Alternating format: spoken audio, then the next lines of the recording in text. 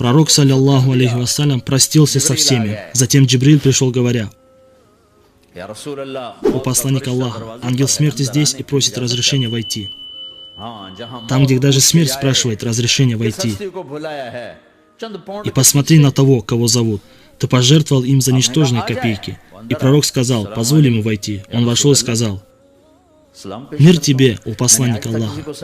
До этого дня я никогда не приветствовал никого. Ты первый, о посланник Аллаха.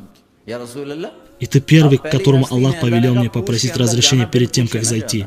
О посланник Аллаха, мне повелели спросить тебя, если ты хочешь уйти. Спросит ли он таких, как вы или я?» Здесь даже смерть просит разрешения.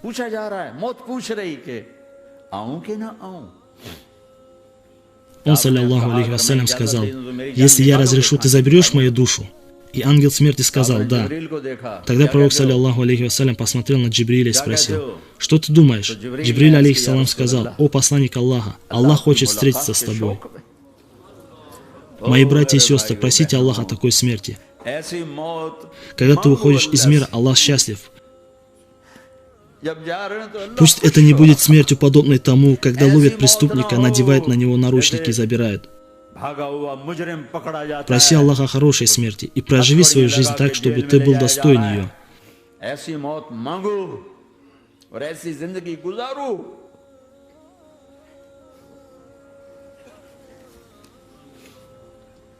Такая смерть становится милостью для нас. Аллах радуется нашему возвращению. Когда Саад ибн Муаз, ради Аллаху анху, покинул мир, мой пророк сказал: «Сегодня арш Аллаха трясется от радости». На земле горе, потому что он уходит оттуда. Но куда он отправляется? Там счастье. Пророк, саллиллаху алейхи вассалям, сказал: «Сегодня арш Аллаха трясется от радости из-за прибытия Саада». Просите такой смерти, что даже арш Аллаха трясется, и Аллах радуется. Что вы делаете? Куда вы идете? Это обитель обмана. Это крыло комара.